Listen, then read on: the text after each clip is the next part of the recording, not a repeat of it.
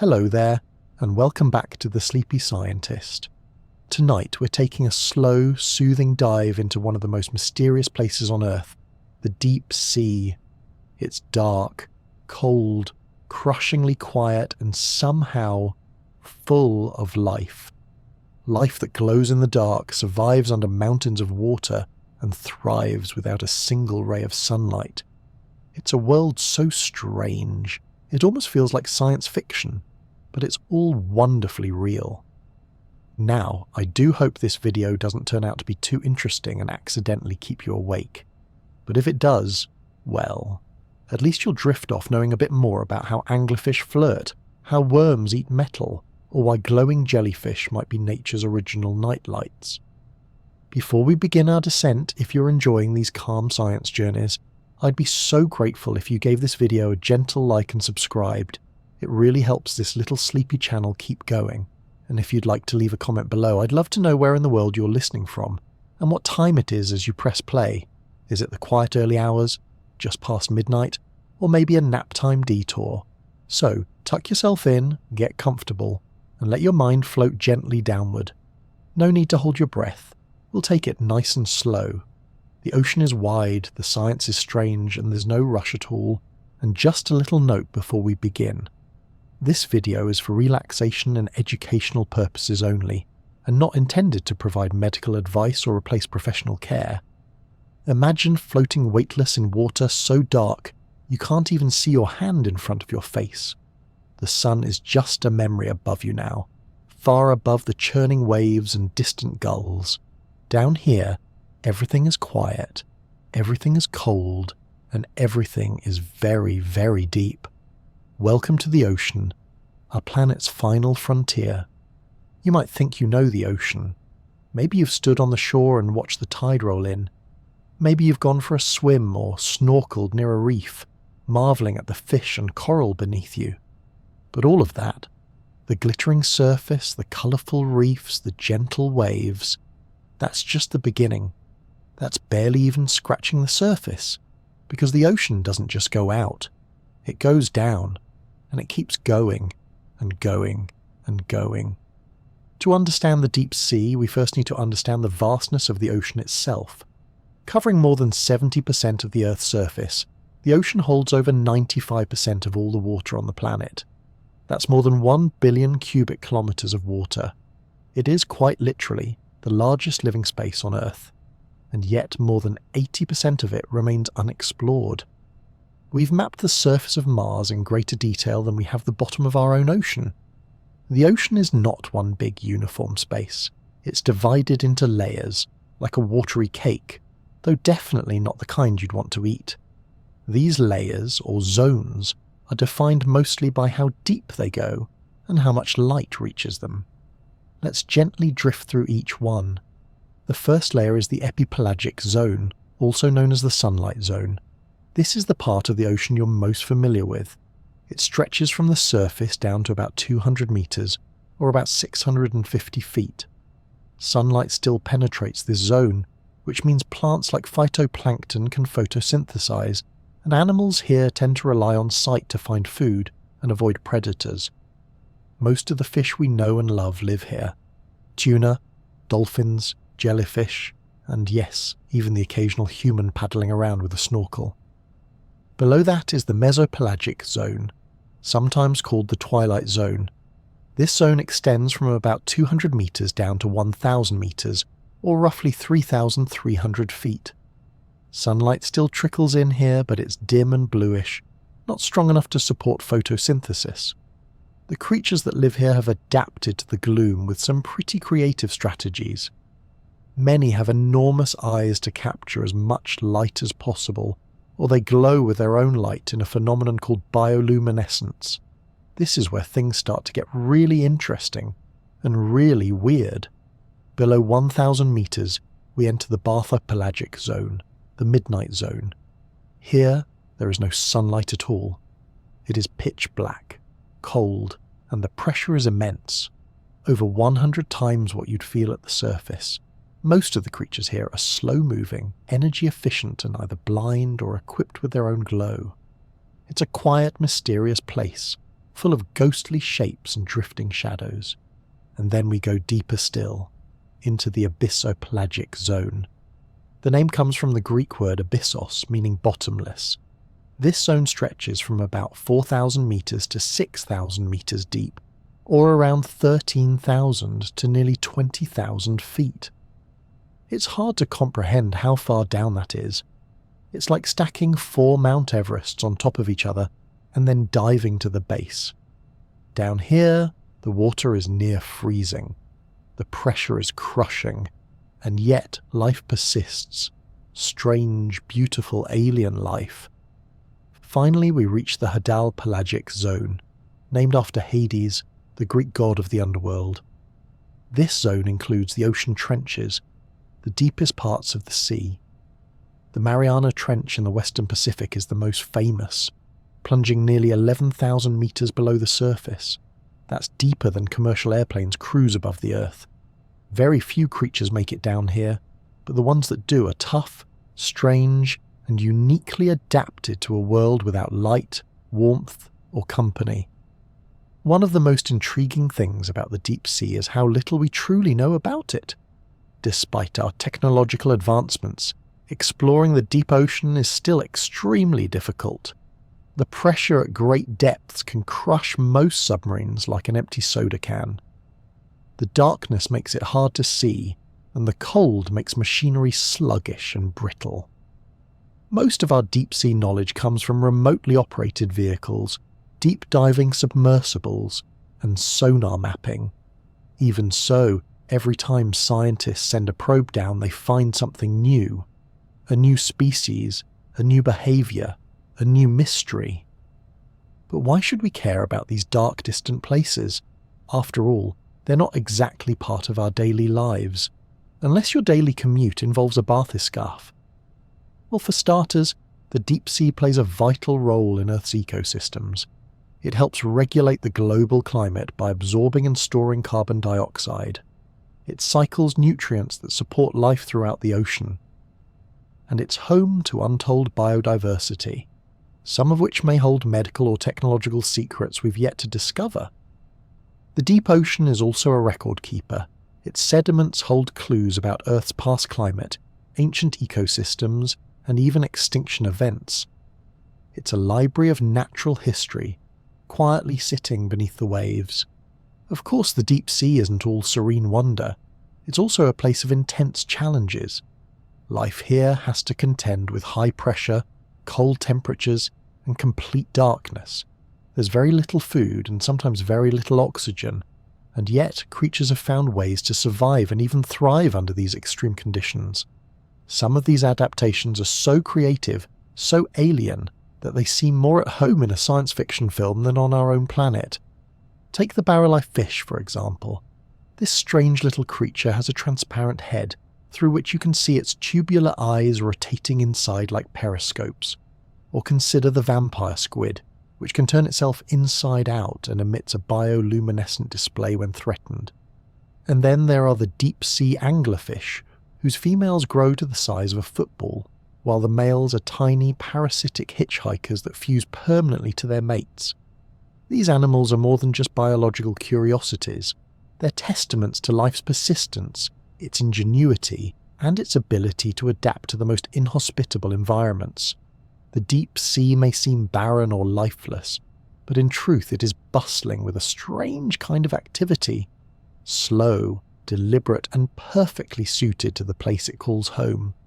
As you float here in your imagination, drifting quietly through the layers of the sea, you might find something oddly comforting about this dark, peaceful world. There's no rush in the deep sea, no sudden movements, just the slow pulse of survival, the quiet glow of life in the darkness, and the eternal rhythm of the currents. And so, we begin our journey into this alien world beneath the waves, not with a splash, but with a sigh. There's nothing here to fear, only to marvel at. The sea is deep, but our curiosity is deeper still. Let's keep drifting. Let's begin with something simple. Take a deep breath. Hold it gently. Now imagine that the weight of the entire Empire State Building is pressing down on your chest, A bit uncomfortable, right? That's what it's like to live in the deep sea, except it's not just your chest, it's your entire body. Every inch, every cell, every molecule is being squeezed by unimaginable pressure. But down in the ocean's darkest corners, this crushing force isn't a disaster, it's simply a way of life. To understand pressure in the deep sea, we need to take a little dip into physics. At sea level, we live under the weight of the atmosphere. That's about 1 atmosphere of pressure, or roughly 1 kilogram per square centimetre. We don't really notice it because our bodies are built to balance it perfectly. But as you go underwater, something curious happens. Water is heavy, much heavier than air, and it doesn't take much depth before you start to feel the difference. For every 10 metres you descend, or about 33 feet, the pressure increases by 1 atmosphere. That means at just 10 metres below the surface, the pressure is already double what it is up here on land. Now let's dive a bit deeper. At 100 metres, it's 11 times the pressure. At 1,000 metres, or about 3,300 feet, it's over 100 times the pressure of the surface. And at the bottom of the Mariana Trench, nearly 11,000 metres down, the pressure reaches over 1,100 atmospheres. That's more than 8 tons pressing down on every square inch of surface. If you're picturing an elephant delicately balancing on your pinky finger, you're not far off. This kind of pressure is utterly lethal to most land-dwelling creatures. Our lungs would collapse, our organs would rupture, our very cells would burst like overfilled balloons. And it's not just humans who are poorly equipped for this kind of environment. Most shallow water animals couldn't survive it either. So how does anything live down there? It turns out that deep-sea creatures aren't just tough, they're marvels of adaptation. One of the biggest keys to their survival is flexibility, both literally and figuratively. Many deep-sea animals have soft, gelatinous bodies with very few hard parts. Think of creatures like the blobfish, the vampire squid, or deep-dwelling jellyfish. These animals are squishy, and that's exactly what makes them so pressure-resistant. Unlike us, they don't have air pockets in their bodies that would collapse under pressure. They also don't have gas-filled swim bladders, which are used by many fish to control buoyancy. At great depths, those bladders would implode or become useless. So deep-sea fish often manage buoyancy through special oils or compounds in their tissues, which are unaffected by pressure. Then there's the matter of cellular function. Under high pressure, even the very chemistry of life is challenged. Proteins and enzymes, those microscopic workhorses inside every cell, begin to change shape, misfold, or stop working properly. But deep-sea creatures have evolved pressure-resistant enzymes and membranes, which keep functioning smoothly even under intense compression. Their cell membranes contain special fats that remain fluid in the cold and under high pressure, helping maintain critical functions like nutrient transport and energy production. Think of it like this. If you've ever tried opening a tightly sealed plastic container at high altitude or on an airplane, you know how pressure changes can make simple things tricky. Now, imagine you're a fish, and your survival depends on millions of such tiny containers, working perfectly every second, even under crushing conditions. That's what deep-sea animals have mastered. Interestingly, some deep-sea species don't just tolerate pressure, they rely on it. Certain enzymes in these organisms only function properly under high-pressure conditions. If you brought them to the surface, they wouldn't just be uncomfortable, they might not survive at all. That's one reason why studying deep-sea life is so difficult. Many creatures brought to the surface in trawls or submersible captures don't survive the journey. The pressure drop can be as dangerous to them as pressure increase would be to us. There are even animals that temporarily venture into deep waters and return to the surface. Squid and certain species of whales, for instance. These creatures have developed remarkable strategies to deal with rapid pressure changes. Sperm whales, for example, can dive to depths of over 2,000 meters in search of food. That's more than 6,000 feet down. Their rib cages are flexible, their lungs collapse safely, and their blood can store large amounts of oxygen to avoid decompression sickness, commonly known as the bends. Other creatures like certain species of deep-dwelling amphipods and isopods have incorporated heavy metals into their exoskeletons. Some even have aluminum-based armour sourced from the surrounding seawater. That's right, they're mining their own protective gear. Take that, Iron Man. One especially fascinating creature is the Hadal snailfish. It's a small, pale, ghostly fish that lives at depths of over 8,000 metres. It has no scales, no swim bladder, and incredibly thin bones. Its skin is translucent, its body is nearly gelatinous, and yet it thrives under pressure that would obliterate almost anything else. Scientists studying these fish have found unique proteins in their cells that act like natural antifreeze and pressure stabilizers. If deep-sea life were an Olympic event, the snailfish would be the quiet, unassuming gold medalist. Even bacteria have adapted to these extreme conditions. Deep-sea extremophils, such as pisophiles, literally meaning pressure lovers, thrive in environments with pressures up to 1,000 times greater than at sea level. Some of them live near hydrothermal vents, where they endure not only crushing pressure, but also scalding temperatures and high concentrations of heavy metals. They don't just survive there, they flourish.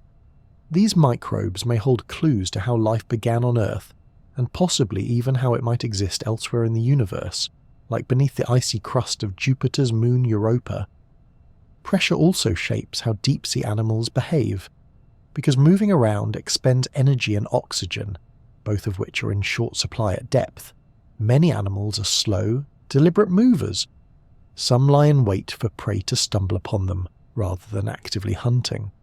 Others use clever traps, like the anglerfish's glowing lure, to draw dinner directly to their mouths.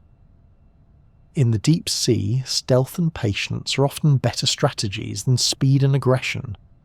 So what would happen if you, as a curious human, tried to explore the deep sea yourself without proper equipment?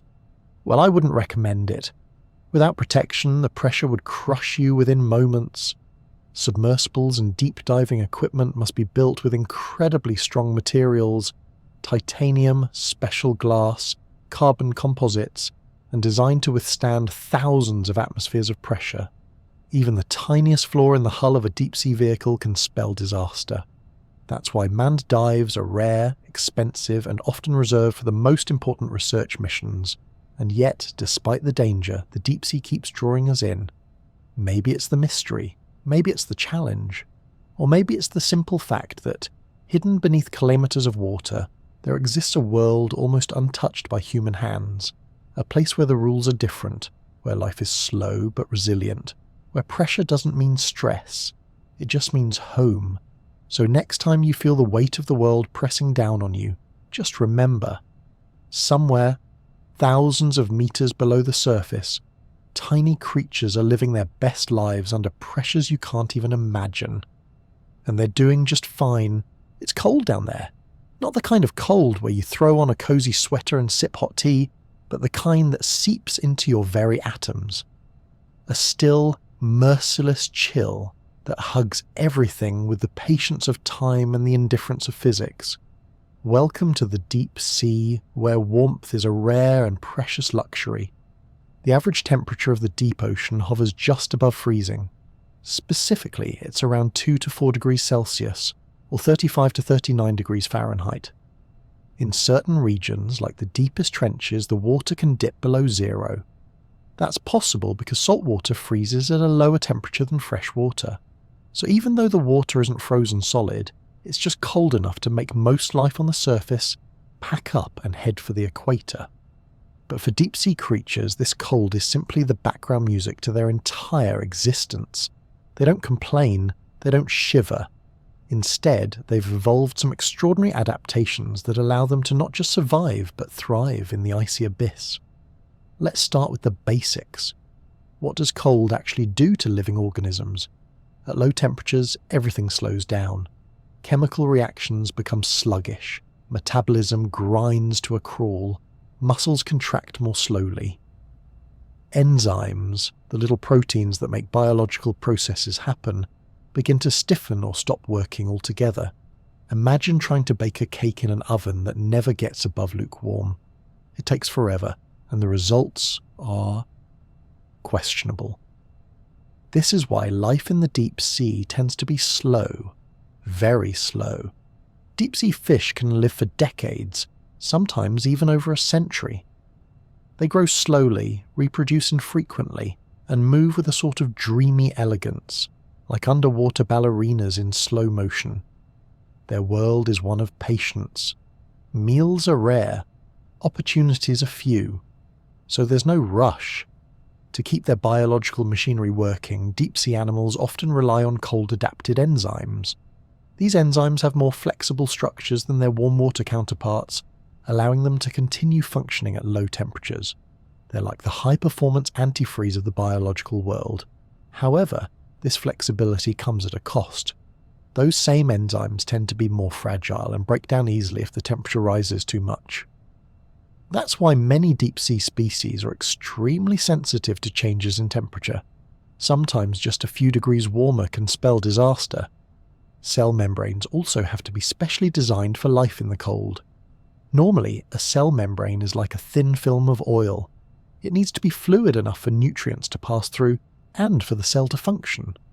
But in cold temperatures, that membrane can stiffen, becoming less permeable and less efficient. To counter this, deep-sea organisms adjust the types of fats in their membranes. They use more unsaturated fats, which stay fluid at lower temperatures, much like how vegetable oil stays liquid in the fridge while butter becomes solid. This lipid remodeling is crucial for survival in the deep, chilly dark. But low temperature isn't just about chemistry. It also affects the physics of the ocean itself. Cold water is denser than warm water, and that density plays a major role in how the ocean is structured. In the upper layers, especially in tropical and temperate regions, warm water floats on top of cooler water, creating distinct layers that don't easily mix. This is why nutrients and oxygen can become trapped in certain zones, and why the deep ocean remains so isolated from the surface. In polar regions, however, something interesting happens. Surface waters cool dramatically, sometimes freezing and forming sea ice. When seawater freezes, it leaves behind salt, creating very cold, very dense, very salty water. This heavy brine sinks rapidly, plunging into the depths and setting in motion global deep ocean currents. These are part of what scientists call the thermohaline circulation, or more poetically, the global ocean conveyor belt. This circulation helps move oxygen and nutrients from the surface into the deep ocean, where they are sorely needed. Without it, much of the deep sea would be anoxic, completely deprived of oxygen, and uninhabitable. So while cold can be a challenge for life, it also drives the very systems that make deep sea ecosystems possible. It's a paradox only the ocean could pull off, deadly but essential. Some animals have evolved to take advantage of this cold. Take, for example, the Greenland shark. This mysterious creature can live for centuries, yes, centuries, and is believed to be one of the longest living vertebrates on Earth. Some individuals may be over 400 years old. Their slow growth and metabolism are directly tied to the frigid waters they inhabit. Everything they do slowly. It's not a race, it's a glacial waltz. Another strategy for surviving the cold is to simply not rely on it at all. Some deep-sea creatures cluster around geothermal features like hydrothermal vents, where water can reach temperatures of over 300 degrees Celsius. That's over 570 degrees Fahrenheit, hot enough to melt lead. But just centimeters away from that boiling vent, the water is near freezing. Deep-sea life has learned to exploit these steep thermal gradients, creating miniature ecosystems where hot meets cold. It's like pitching a tent between a volcano and an iceberg. But not everyone gets to live near a warm vent. Most deep-sea creatures have to deal with the relentless cold on a daily basis. So how do they stay warm? Well, they don't. Unlike mammals, which regulate their body temperature internally, most fish and invertebrates are ectothermic. That means their body temperature is determined by their environment. Rather than fighting the cold, they embrace it. Their enzymes, membranes, and metabolisms are built to operate efficiently at near-freezing temperatures. If you took one of these animals and placed it in a tropical aquarium, it wouldn't thank you. It would probably expire from heat stress. Cold also affects how deep-sea animals reproduce. Many species have long development times for eggs and larvae. In some cases, it can take years for a deep-sea organism to reach maturity. But again, this slow pace fits the rhythm of the deep. With fewer predators, less competition, and fewer disturbances, deep-sea life doesn't need to rush. That said, the cold doesn't mean safety. In fact, it can be a silent threat. Many deep-sea animals have such narrow thermal tolerance ranges that even slight warming, just 1 or 2 degrees Celsius, can have catastrophic consequences. As climate change begins to alter ocean temperatures and circulation patterns, the deep sea is no longer as isolated as it once was. Warm water is beginning to creep downward, disrupting currents, oxygen levels, and the carefully balanced lives of the creatures below. Still, there's something beautifully poetic about life in the cold. It reminds us that warmth isn't always a requirement for life, that in the quiet, in the stillness, in the slow rhythm of the deep, there exists a world not dependent on sunrises or seasons, a world where heat is rare and yet life endures. So the next time you pull on a blanket or warm your hands by a fire, spare a thought for the strange, stoic creatures drifting in the icy blackness beneath the sea. They have no fireplaces, no cozy socks, no cocoa with marshmallows.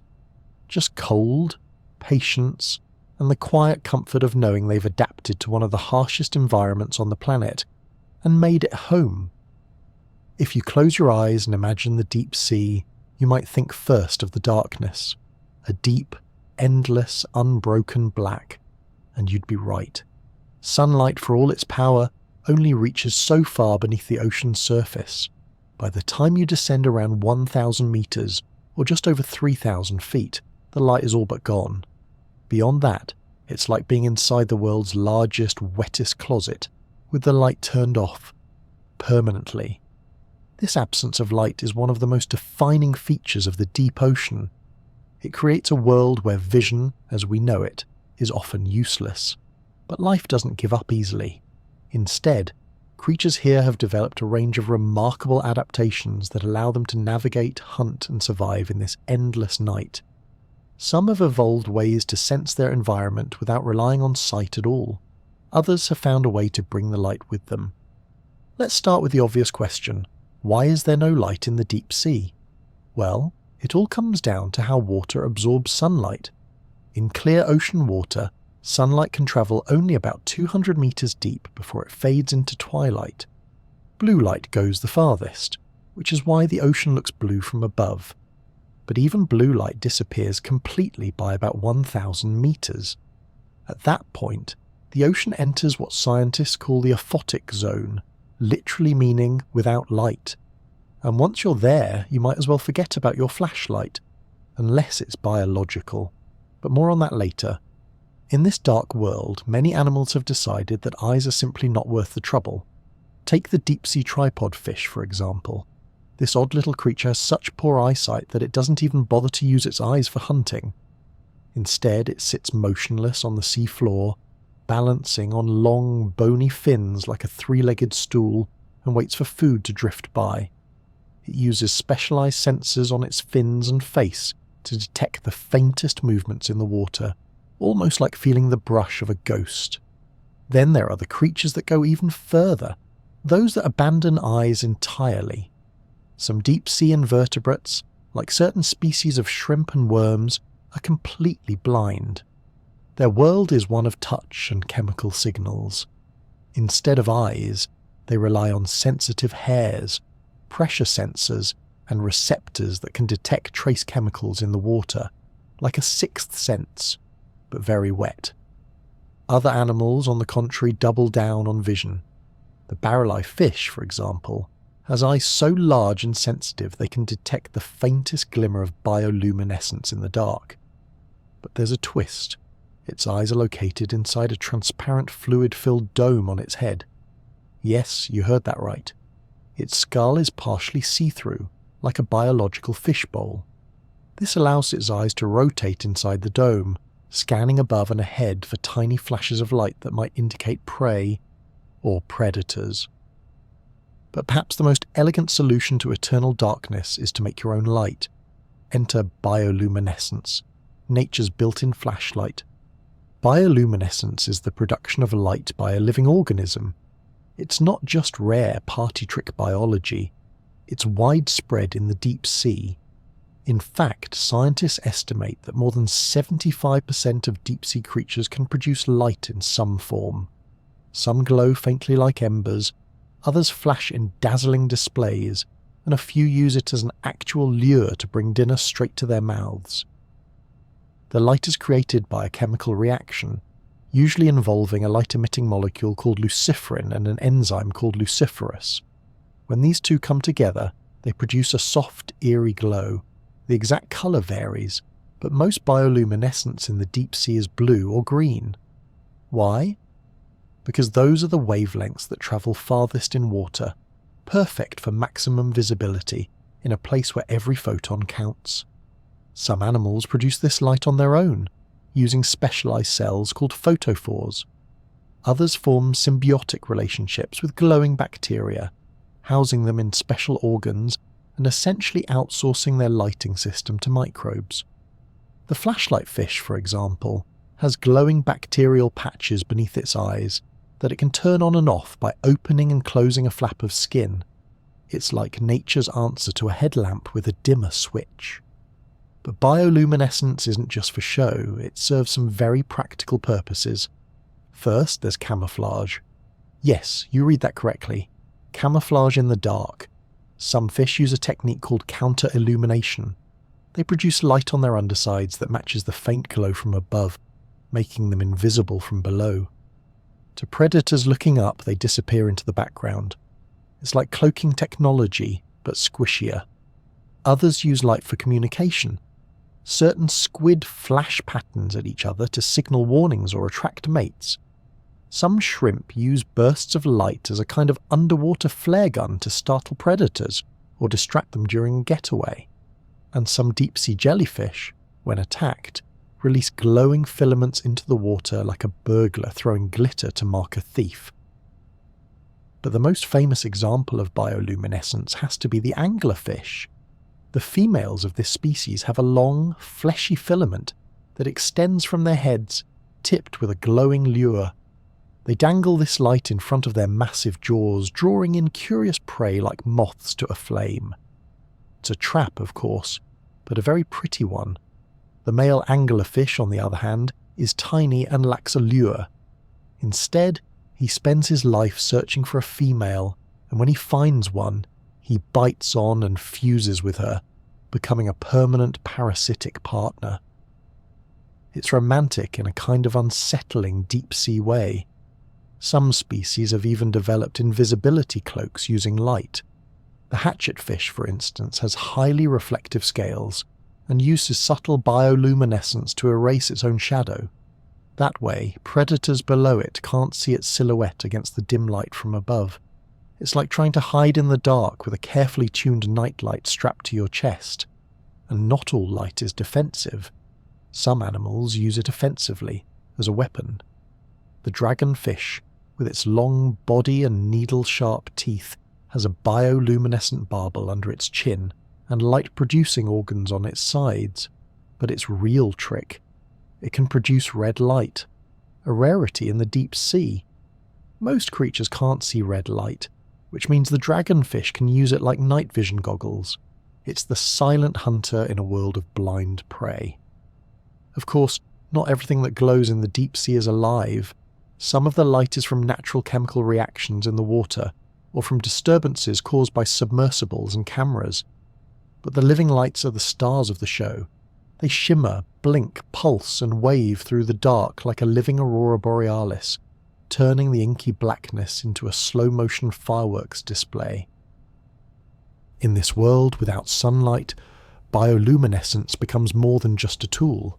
It's a language, a form of expression, a way to see, to be seen, or not to be seen at all. It's a reminder that even in the darkest places, nature finds a way to shine. So while the deep sea may seem lonely and blind, it's actually full of signals, gestures and flickers. Eyes may be useless for some, oversized for others, or entirely replaced by glowing dots and clever tricks. There's no moonlight, no dawn, no shadows, but there is movement. there is communication, and there is light, born not from the sun but from the living breath of the sea itself. Take a deep breath in and let it out slowly. Now imagine doing that at the bottom of the ocean. Not so easy, is it? Down in the deep sea, breathing, something most of us do without thinking, becomes one of the greatest challenges to life. There's no fresh air, no gentle breeze, no waving kelp forest exchanging gases with the sky. Just dense, cold water and very little oxygen.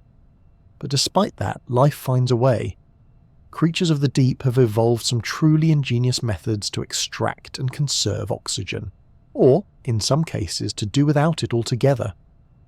Let's start by understanding how oxygen works in the ocean. Oxygen gets into seawater in two main ways: by mixing with air at the surface, and through photosynthesis by marine plants and algae in the sunlit zones. But remember, in the deep sea there is no sunlight, and the surface is often miles away. So once oxygen-rich water sinks into the depths, that's pretty much all the oxygen those zones are going to get for a long time. There's no magical refill button. What's down there is down there. This is where things get tricky. As water sinks and currents circulate, oxygen gets used up by bacteria and other organisms as they break down organic material drifting from above. This creates what scientists call oxygen minimum zones, stretches of water, usually between 200 and 1,000 meters deep, where oxygen levels are critically low. In some places, they're so low that fish and most animals simply can't survive. It's like the ocean's version of a high-altitude desert, except instead of sand, you've got soup. So how do deep-sea creatures cope with this? Let's begin with the basics. Gills. Gills are marvels of biological engineering.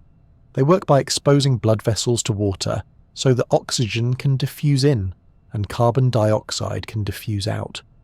But in low oxygen environments, regular gills just aren't enough. That's why many deep-sea animals have evolved super-efficient gills that are larger, thinner, or more richly supplied with blood vessels. These gills maximize the surface area for gas exchange, helping the animal absorb every last molecule of oxygen it can find. Some species, like deep-dwelling squid or certain types of fish, also have hemoglobin in their blood that binds oxygen more tightly than ours does. That means they can carry more oxygen per molecule of blood and hold onto it longer, like having a built-in scuba tank that never quite runs dry. Some even have different forms of hemoglobin optimized for low oxygen environments. Their blood chemistry is practically custom designed by evolution to squeeze oxygen from a stone, or rather, from a teaspoon of seawater. In addition to efficient oxygen uptake, many deep-sea animals simply reduce their need for oxygen. Their metabolisms are incredibly slow, allowing them to survive on minimal energy. They don't dash around hunting or fleeing at top speed.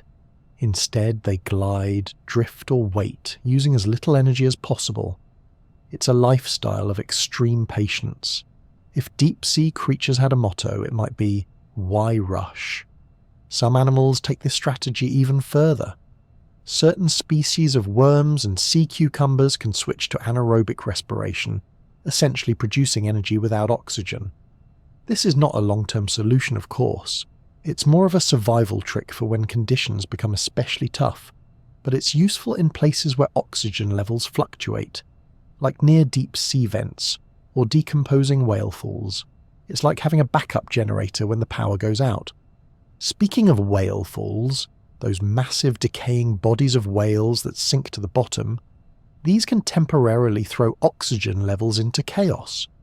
As scavengers gather and bacteria go to work digesting the whale's soft tissues, they consume huge amounts of oxygen. It's a buffet, but it comes with a cost.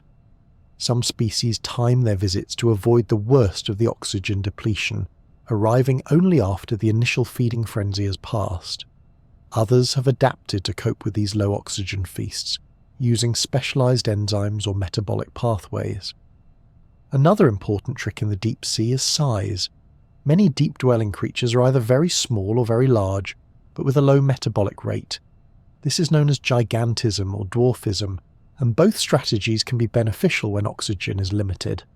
Small animals need less oxygen overall, while large ones, like the colossal squid or giant amphipod, can store more oxygen in their massive bodies.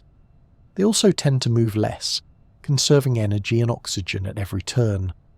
Some animals take advantage of oxygen-rich currents or upwellings, rare but vital oceanic events where deep waters are briefly refreshed with surface oxygen. These events can trigger bursts of activity, feeding, or migration in otherwise sleepy ecosystems.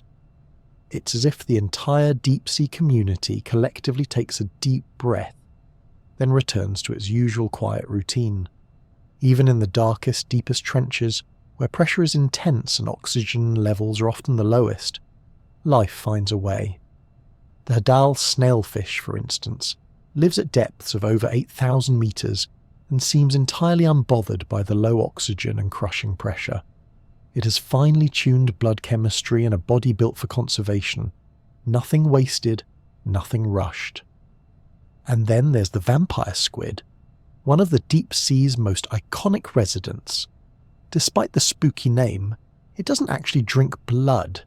Instead, it feeds on marine snow, tiny particles of organic matter that drift down from above. The vampire squid has incredibly low metabolic needs, and its gills are some of the largest, proportionally speaking, of any marine animal. It glides slowly through the darkness, trailing its glowing arms like a ghost, perfectly content to take things easy. There's also a growing interest in how some deep-sea microbes deal with low oxygen, or even no oxygen. These extremophils can survive in anoxic environments by using chemical energy sources like methane, hydrogen sulfide, or even iron. Instead of breathing oxygen, they breathe chemicals. This process, known as chemosynthesis, is what powers entire ecosystems around hydrothermal vents. It's a completely separate strategy for life, one that doesn't rely on oxygen at all. The existence of these oxygen-free life forms has huge implications, not just for biology, but for our understanding of life itself. If organisms can survive without oxygen, they might also survive in extreme environments beyond Earth. Places like the icy oceans beneath Europa, Jupiter's moon, or the methane lakes of Titan suddenly seem just a bit more plausible as alien homes. Back here on Earth, though, the story of deep-sea breathing is one of efficiency, adaptation, and quiet brilliance. These creatures aren't gasping for air. They've evolved to live on the edge of breathlessness. In doing so, they've rewritten the rules of biology. So the next time you take a breath, slow and steady, in and out, think of the creatures miles beneath you. They can't rise to the surface. They don't know what sky looks like. But in the deep, dark silence, they breathe in their own quiet way. Down here in the deep, where sunlight never reaches and the pressure is enough to flatten a car, it would be easy to assume the world is devoid of beauty. But that couldn't be further from the truth. If the surface ocean is a sunlit garden, then the deep sea is a galaxy of glowing stars, blinking and shimmering in a silent ballet. Welcome to the world of bioluminescence, nature's most mesmerizing light show. Bioluminescence is the ability of living organisms to produce light through a chemical reaction. It's not borrowed light like the moon, and it's not reflected light like a mirror. It's homegrown, self-generated, biologically engineered brilliance. It's surprisingly common in the deep ocean. In fact, scientists estimate that more than 3/4 of all animals in the mid to deep ocean have some kind of bioluminescent capability. But before we wade into the glowing depths, let's talk science, just briefly and gently. Bioluminescence typically involves two key molecules, luciferin and luciferase.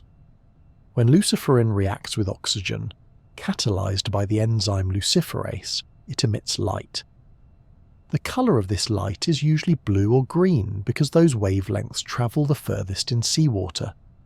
In some rare cases, it can also appear red or violet, depending on the animal and its purpose. Some animals produce these chemicals themselves. Others form symbiotic relationships with glowing bacteria that live in special light-producing organs, often tucked into clever little pockets and pouches along their bodies. Either way, the result is the same: a cold, flickering glow that doesn't generate heat but dazzles the imagination. But what is all this glowing actually for? Why would a fish, living in the blackest part of the ocean, evolve to light up like a living Christmas tree? The answer is survival. Let's start with the obvious one, finding food. In the deep sea, it's hard enough to locate a snack, let alone catch one. Some animals use light to lure prey closer. The classic example is the deep-sea anglerfish, the female anglerfish, because the males are tiny and frankly less interesting, has a long fleshy rod, called an esker, protruding from her forehead. At the end of it is a glowing bulb powered by bioluminescent bacteria. She waves this glowing lure in front of her toothy mouth, mimicking the movements of small prey. When a curious fish or shrimp drifts in for a closer look, snap, dinner is served. Efficient, if a little dramatic. Then there are animals that use light not to hunt, but to hide. This might seem backwards. After all, wouldn't glowing in total darkness make you more visible? Not if you do it cleverly. Some species use a trick called counter-illumination. These animals, like the lanternfish or the hatchetfish, produce light on their undersides that matches the faint glow of what little light may trickle from above. This cancels out their shadow, making them virtually invisible to predators lurking below. It's essentially deep-sea stealth technology. Communication is another reason for all this glowing. In the murky blackness, sound doesn't carry far and visuals are often limited. But light? Light can send a clear, unmistakable signal. Some species of squid and shrimp use rapid pulses of light to communicate with one another, perhaps to signal mating readiness, territorial boundaries, or even a warning.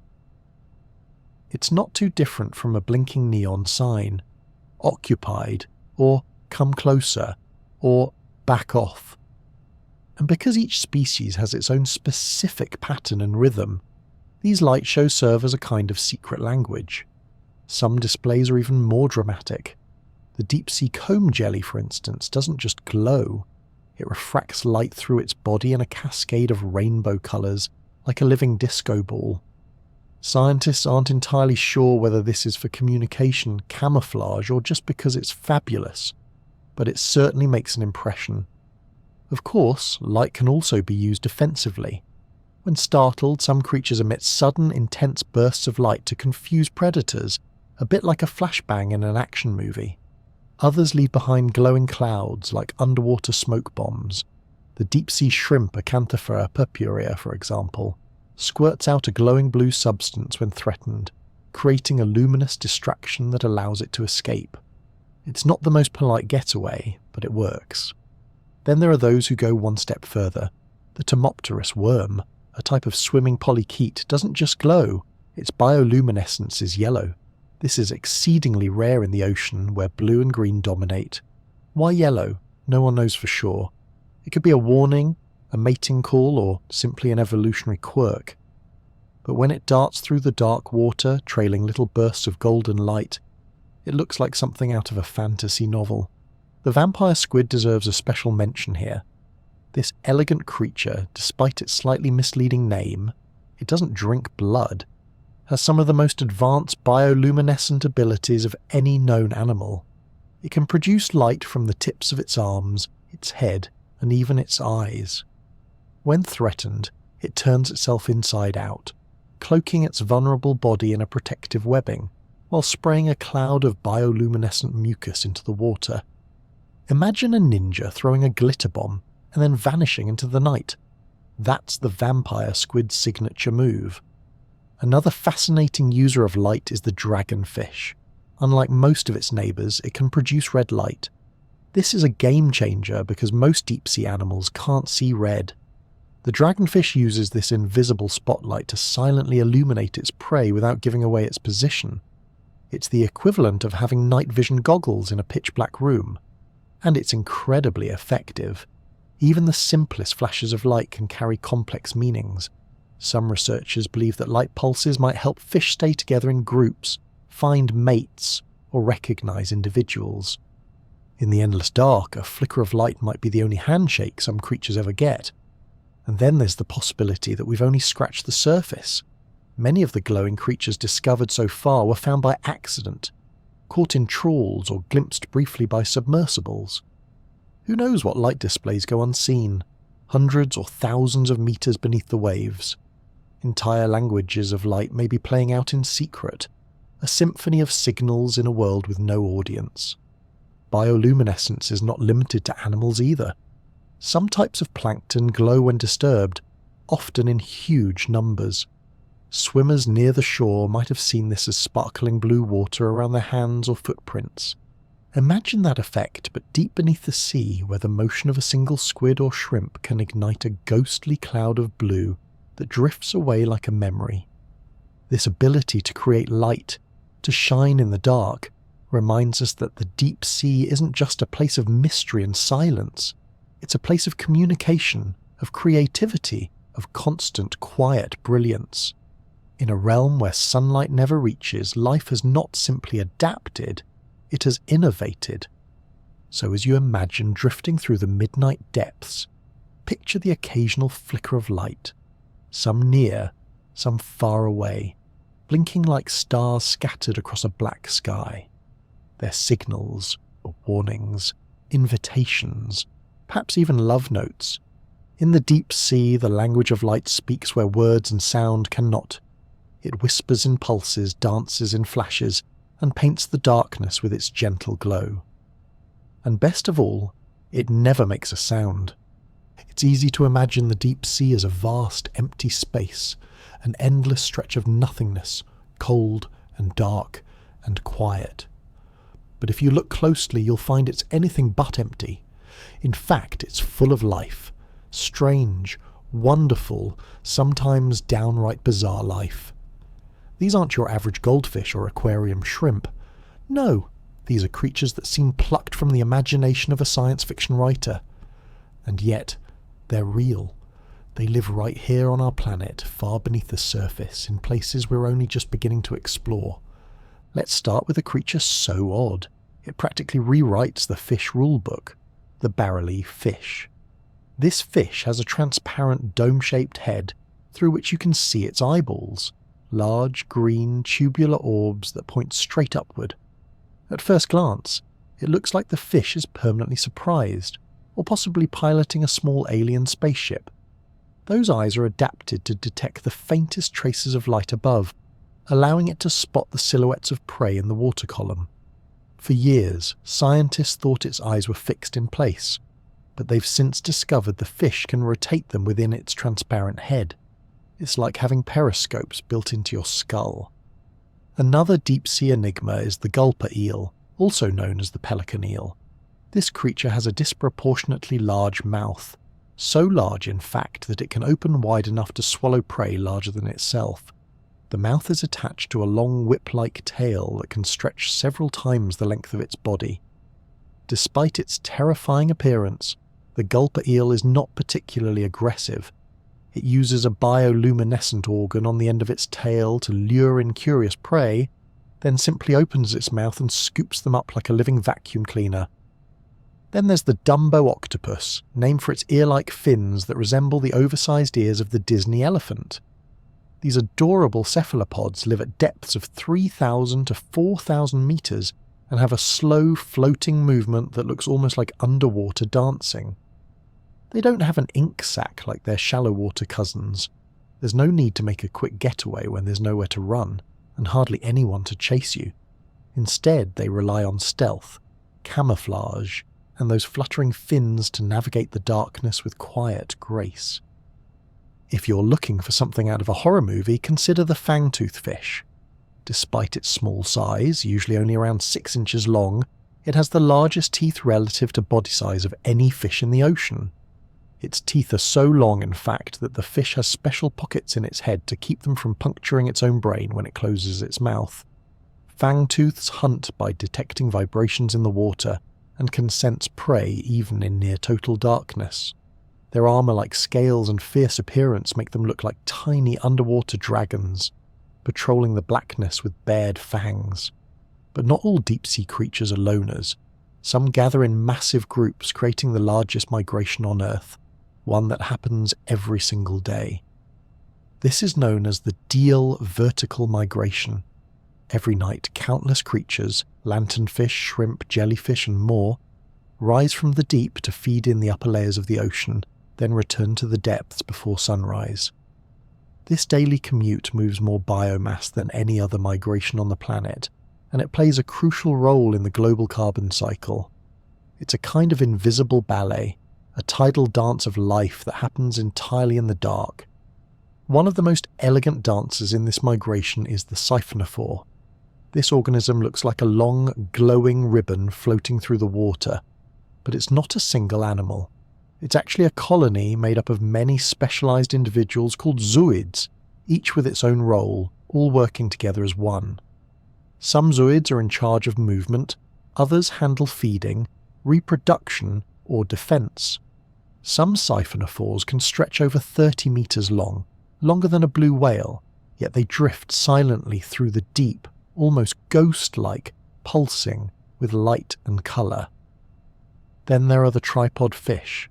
These unusual creatures perch motionless on the seafloor using 3 long stiff fins, 2 pectoral fins and 1 tail fin, as if they're standing on stilts. They face into the current and use long, sensitive fin rays to detect prey drifting by. It's not the most glamorous way to feed, but in a place where energy is scarce, patience is a powerful weapon. The deep sea is also home to the most extreme version of till death do us part in the animal kingdom, the mating habits of the anglerfish. The females are the ones with the famous glowing lures and fearsome jaws. The males, by contrast, are tiny, often only a fraction of the female size. When a male finds a female, he bites onto her body, fuses his tissues with hers, and essentially becomes a permanent appendage. Over time, he loses his eyes, fins, and even internal organs, existing only to supply sperm when needed. It's not the most romantic arrangement, but it works in an environment where mates are few and far between. Another animal worth knowing is the sea pig. Despite the name, it's not actually a pig, and it doesn't live in a barn. It's a type of deep-sea cucumber. Sea pigs have little legs, a squishy body, and a habit of wandering the ocean floor in slow, deliberate herds, searching for food. They feed on detritus, bits of dead organisms and decaying matter that fall from above. It's not glamorous, but someone has to clean up. They're like the janitors of the abyss, quietly hoovering up the leftovers of the ocean world. Let's not forget the blobfish, perhaps the most unfairly judged creature in the sea. In its natural habitat thousands of meters below the surface, the blobfish looks perfectly normal, with a firm body and efficient movement. But when brought to the surface, the change in pressure causes its body to collapse into a gelatinous blob. That sad, saggy face that's become a meme is actually a result of barotrauma. It's a bit like judging someone's appearance based solely on their passport photo taken at 4 a.m. Some creatures of the deep sea live in complete stillness. Others are constantly on the move, drifting, hunting, searching. Some build their homes in the sediment, burrowing into the mud. Others float in mid-water, suspended in a world with no top or bottom, no walls, no shelter, only water. And then there are the creatures that glow, not just with light, but with mystery. The glass squid, nearly transparent, with light organs on its eyes and tentacles. The comb jelly, rippling with rainbows. The Atolla jellyfish, which emits a brilliant, flashing ring of blue light when disturbed, possibly to summon predators of its predator, an underwater distress signal. Even the animals we think we know become strange down here. Crabs with fuzzy arms that resemble mittens, perhaps to host bacteria that detoxify the water. Octopuses that lay a single clutch of eggs and guard them for years without eating. Worms that live inside whale bones and use bacteria to digest fat. Life, it turns out, is not only persistent, it's wildly creative. These creatures don't follow the rules we expect. They don't look like anything we're used to. Some are soft and boneless, others armoured and sharp. Some drift like ghosts, others shine like stars. All of them have adapted in their own beautiful and baffling ways to a world where light, warmth, and certainty are in short supply. In many ways, they remind us of how little we know. Scientists estimate that over 80% of the ocean remains unexplored. For every deep-sea creature we've found, there may be dozens more we haven't. Each expedition brings new surprises: fish with transparent blood, shrimp that punch with the force of a bullet, worms that build tubes of minerals in boiling water. It's a world where the improbable becomes the everyday. So as you drift off to sleep tonight, think of them, these odd alien neighbours of ours, floating, glowing, waiting in the dark. They're reminders that life doesn't need sunlight, doesn't need comfort, doesn't even need a proper skeleton to thrive. It just needs possibility and a little patience. The deep sea is full of characters, and the best part, we've only just met the opening act. In the vast, cold and crushingly dark world of the deep sea, one thing is in very short supply: food. There's no sunlight to support plants, no photosynthesis to produce energy at the base of the food chain. Down here, mealtimes are not a regular event. They're more like rare and unpredictable opportunities, and if you miss one, it might be weeks or even months before the next snack floats by. And yet, life persists. From the tiniest glowing plankton to the strange, slow giants of the abyss, the deep-sea creatures have found clever, often astonishing ways to survive in a place where a good meal is anything but guaranteed. Let's start with the most important concept in deep-sea dining: marine snow. Now, this might sound like a charming underwater holiday scene, but marine snow is not made of tiny frozen water crystals. It's made of tiny bits of death. Marine snow is the name given to the endless shower of organic material that drifts down from the ocean's upper layers. This includes dead plankton, bits of algae, fecal pellets, discarded mucus, and fragments of dead animals, all slowly sinking flake by flake into the abyss. It's as if the entire upper ocean is constantly shedding, and those little flecks are all that many deep-sea creatures have to eat. Each flake of marine snow might be microscopic, but over time it adds up. In some areas, it settles thickly on the seafloor, creating a blanket of nutrients that supports a surprising variety of life. Worms, brittle stars, sea cucumbers, and other scavengers crawl across the sediment, sweeping up particles with feathery tentacles, sticky arms, or even mucus nets. They're the deep sea's quiet custodians, cleaning up what the surface world leaves behind. But marine snow is more than just leftovers. It's the backbone of the deep sea food web. Everything starts with it. Tiny filter feeders consume the snow, small predators eat them, and so on up the chain. It's a slow and quiet kind of life, but incredibly efficient. Nothing is wasted. Sometimes, though, something much bigger falls from above. Enter the whale fall. When a whale dies near the surface and its body eventually sinks, it becomes an enormous, nutrient-rich bonanza for the deep. A single whale fall can provide food for an entire ecosystem for decades. At first, large scavengers like sharks, hagfish, and giant amphipods arrive to feast on the soft tissue. This is the mobile scavenger phase, and it can strip the carcass down to bones in a matter of months. Next comes the enrichment opportunist phase. During this time, smaller animals like worms and crustaceans burrow into the sediment around the bones, feeding on the oily remains and bacteria that bloom from the decay. Then, finally, comes the sulfophilic phase.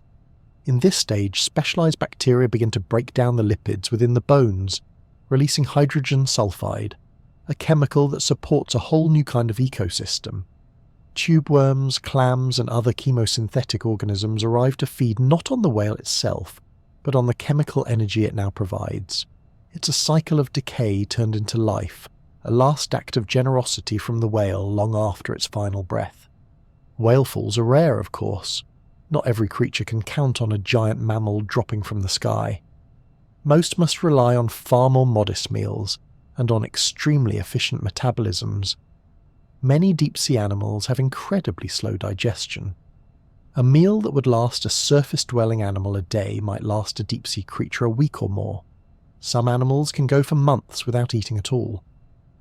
This is partly due to their slow metabolisms, but also to their lifestyle. Most deep-sea creatures don't move much. They conserve energy by staying still and letting the food come to them. Ambush predators are common. These are animals that sit motionless for hours or even days, waiting for something edible to wander into striking range. The tripod fish is a good example. It plants itself in the seafloor and uses its long fins to detect vibrations in the water. When a tasty morsel comes by, snap! It strikes with surprising speed for such a lazy-looking fish. Other ambush predators include deep-sea jellyfish, which drift with tentacles outstretched like floating nets, and the infamous anglerfish, which uses its bioluminescent lure to attract prey directly into its mouth. It's like going fishing, but you are the fishing rod, the bait, and the hook all in one. Scavenging is another key survival strategy. Some animals actively patrol the seafloor, sniffing out any edible material they can find. Others, like certain species of amphipods and isopods, are more opportunistic, cling to larger animals and feeding on whatever scraps they encounter. It's not glamorous work, but in the deep sea, beggars can't be choosers. Some deep-sea creatures feed in ways that seem almost magical.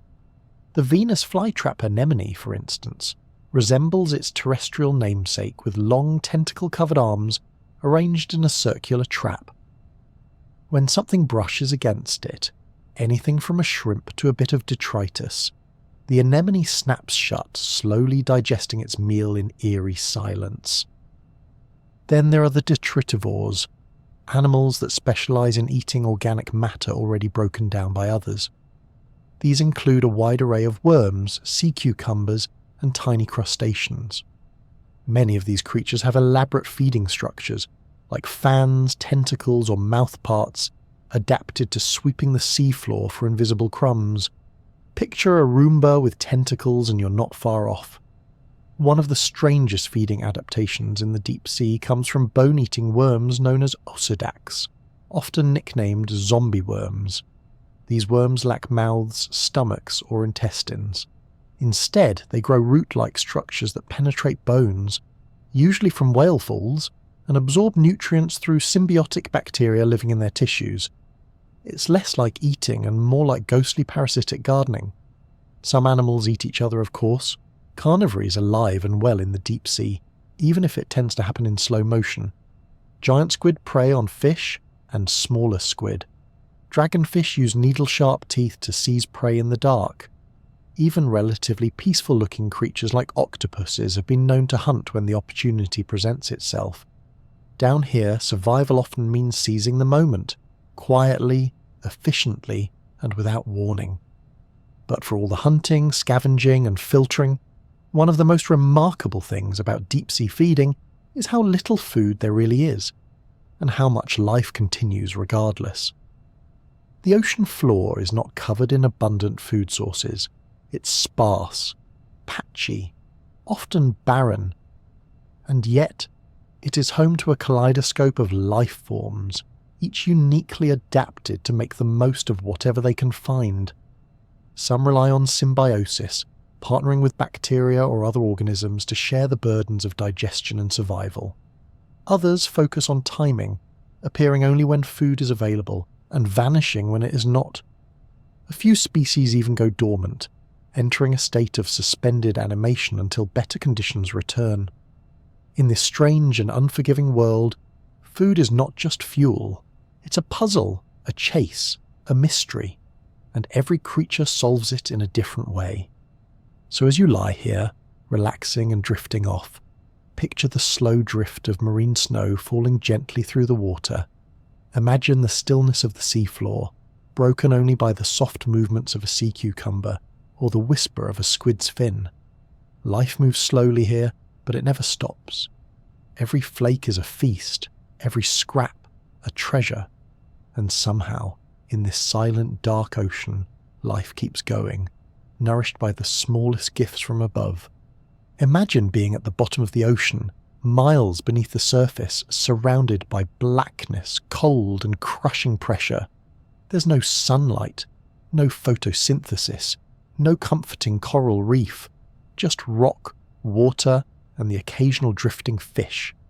And then, quite suddenly, the darkness gives way to a flicker, a shimmer, a slow, curling cloud of superheated water pouring from the seafloor like smoke from a ghostly chimney. You've arrived at a hydrothermal vent. Hydrothermal vents are one of the most fascinating, otherworldly, and important discoveries in marine science. They're cracks or fissures in the Earth's crust, often located along mid-ocean ridges where tectonic plates meet and shift. Seawater seeps down into the ocean floor through these cracks, where it meets hot magma. There, it is heated to extreme temperatures, sometimes over 350 degrees Celsius, before rising back up and spewing into the cold ocean through towering chimney-like structures called vent stacks. That water is so hot you'd expect it to boil, but it doesn't, because the pressure at these depths is so immense that water remains liquid even at temperatures far above the normal boiling point. It's like an enormous pressure cooker tucked away in the dark, mysterious kitchen of the ocean floor. And what pours out of these vents isn't just hot water. It's loaded with dissolved minerals including iron, hydrogen sulfide, and methane. When this superheated fluid hits the near-freezing seawater, it cools rapidly, and the minerals precipitate out, forming black or white smoke-like clouds. Over time, these minerals accumulate and build the tall vent structures that can rise several stories high. Hydrothermal vents may look like inhospitable alien environments, but surprisingly, they are bursting with life. In fact, they host some of the most unique ecosystems on the planet. What makes them even more remarkable is that life here exists without sunlight. Instead of photosynthesis, the base of the food chain relies on something called chemosynthesis. Chemosynthesis is the process by which certain microbes use chemical reactions to produce energy. Specifically, they use hydrogen sulfide or methane from the vent fluids as a fuel source. These bacteria are the primary producers in the vent ecosystem, forming mats along the vent openings and colonizing the surfaces of rocks, shells, and even the bodies of other animals. Instead of plants at the base of the food chain, we have bacteria. Instead of sunshine, we have sulfur. And yet, it works beautifully. One of the most iconic residents of hydrothermal vent systems is the giant tube worm, Riftia percipitella. These striking creatures can grow over 2 meters long and live in tall, clustered colonies around vent chimneys. At first glance, they look like strange underwater flowers, with bright red plumes swaying in the current. But these plumes aren't petals. They're specialized gill structures that absorb oxygen, carbon dioxide, and hydrogen sulfide from the water. And here's the truly fascinating part. These tube worms have no mouths, no stomachs, no digestive systems at all. Instead, they rely entirely on chemosynthetic bacteria that live inside a special organ called the trophosome. The bacteria process the vent chemicals and in return feed the worm. It's a perfect example of symbiosis. Two organisms working together to survive in a place that would otherwise be utterly lifeless. Other animals have struck up similar partnerships. Giant clams and mussels living near the vents also harbour chemosynthetic bacteria within their gill tissues. These bivalves have become specialists in life on the edge, thriving in extreme heat, toxic chemicals, and pitch darkness, all thanks to their bacterial partners. Then there are the vent crabs, shrimp, and squat lobsters, which scuttle along the mineral chimneys, grazing on bacterial mats or picking off smaller prey. Many of these crustaceans are blind or have reduced eyesight. Some possess special sensors or light-detecting patches that help them locate the faint glow of the vent fluids. Yes, you heard that right. Hydrothermal vents glow, not in the way that a flashlight glows, but with a faint, ghostly infrared shimmer. The superheated fluids emit low levels of light as they exit the vent, and some deep-sea creatures can detect this glow, using it as a beacon in the endless blackness. These bustling communities aren't just fascinating to observe, they've completely changed the way scientists think about life on Earth. Before the discovery of hydrothermal vents in the late 1970s, it was widely assumed that all ecosystems ultimately depended on sunlight. But these vent systems proved that life could thrive using chemical energy alone. It was a game changer, especially for astrobiology, the study of life beyond Earth. If life can exist without sunlight, feeding off chemical reactions deep within the Earth, then perhaps it could exist elsewhere, on icy moons like Europa or Enceladus, which have oceans beneath their frozen surfaces and may harbour hydrothermal activity of their own. In a way, these deep-sea vents may be Earth's own prototype for extraterrestrial life. But let's stay a bit longer here, on our own ocean floor, and explore just how strange and wonderful these communities can be. Some vents host entire fields of shimmering bacteria mats, their colours ranging from white and yellow to orange and even blue, depending on the minerals and chemical composition. Other vents have towering chimneys covered in hundreds of worms and mollusks, packed so tightly that they resemble coral reefs in slow motion. The sheer density of life can be staggering.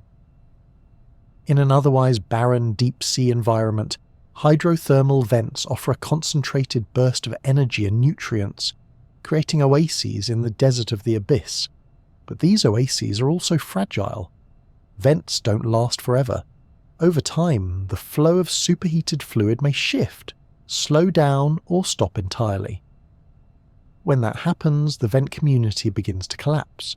The bacteria die off, the animals move away, or perish. It's a reminder that even in the deep sea, ecosystems can be temporary.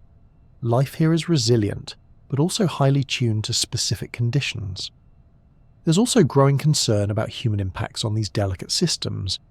Deep-sea mining companies are increasingly interested in vent fields because of the rich deposits of metals like copper, zinc, gold, and rare earth elements found in the vent chimneys. Mining these areas could destroy vent ecosystems before we even fully understand them. Since many vents have yet to be discovered, there's a real risk that we could lose entire species or entire ecosystems without ever knowing they existed. Fortunately, scientists and conservationists are working hard to study and protect these environments. International efforts are underway to establish guidelines for deep-sea exploration and resource extraction, and every new expedition to a hydrothermal vent brings more ore, more data, and more reason to preserve this hidden world.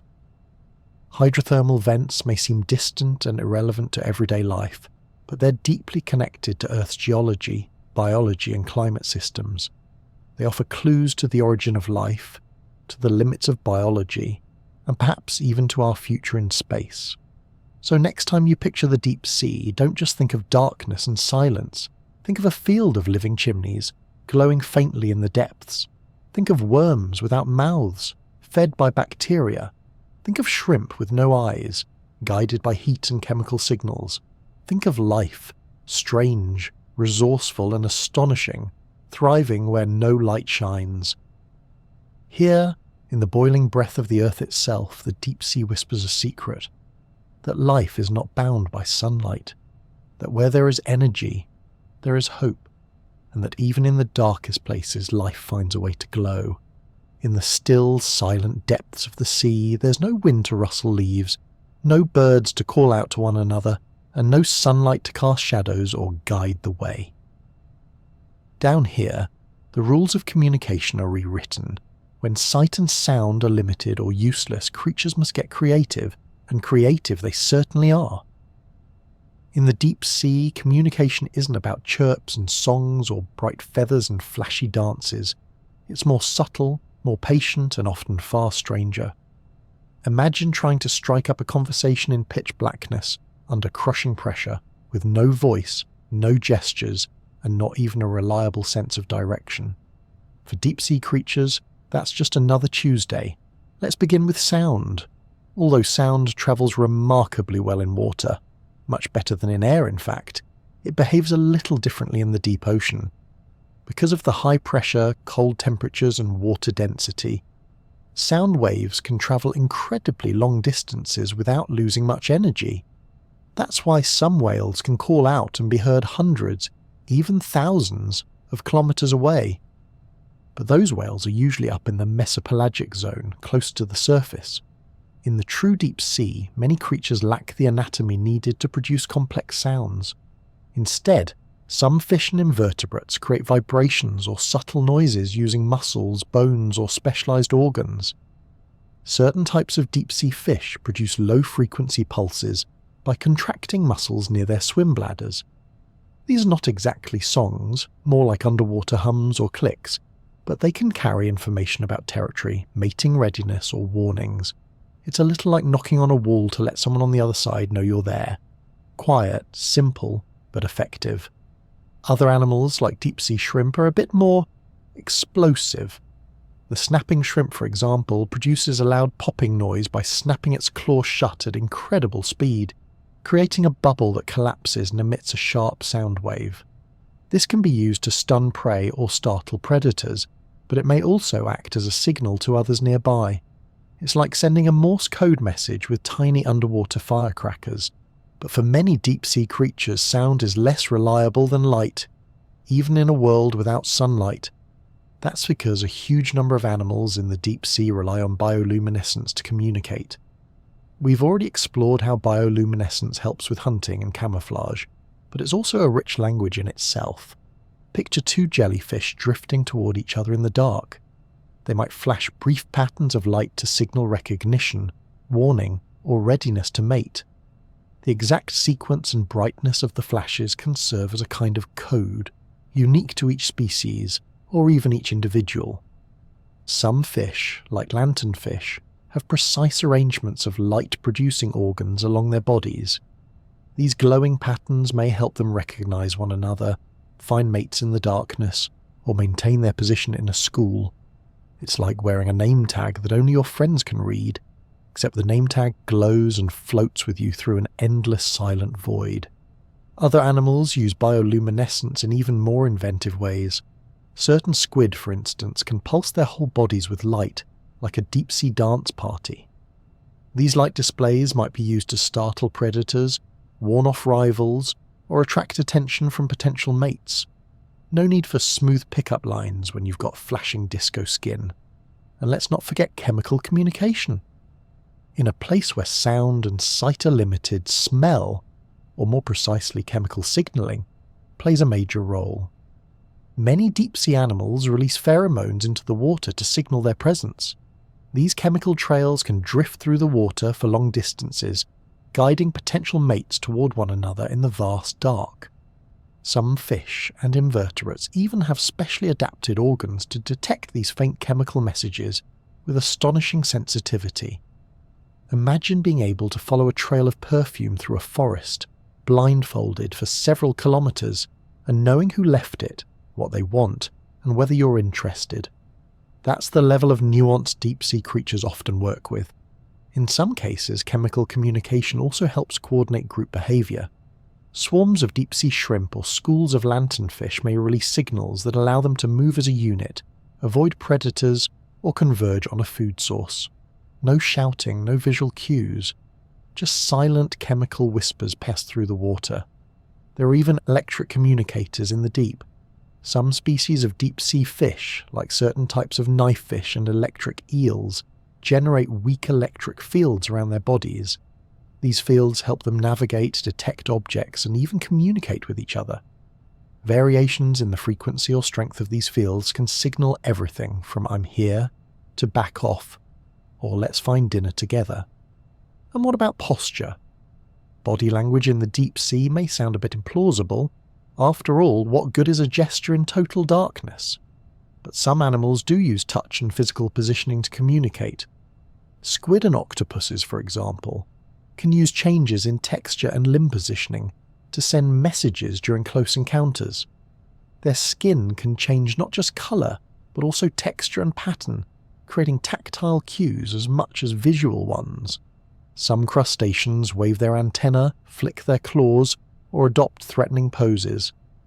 In the quiet dark, these gestures are often paired with touch or chemical signals, creating a kind of multisensory package. Here I am, this is what I want, and please don't eat me. When it comes to mating, communication becomes even more vital and often more peculiar. Because deep-sea animals are few and far between, finding a mate is a rare and valuable event. Many species have evolved heightened sensitivity to signals from others of their kind. Some use complex bioluminescent courtship displays. Others follow chemical trails for days.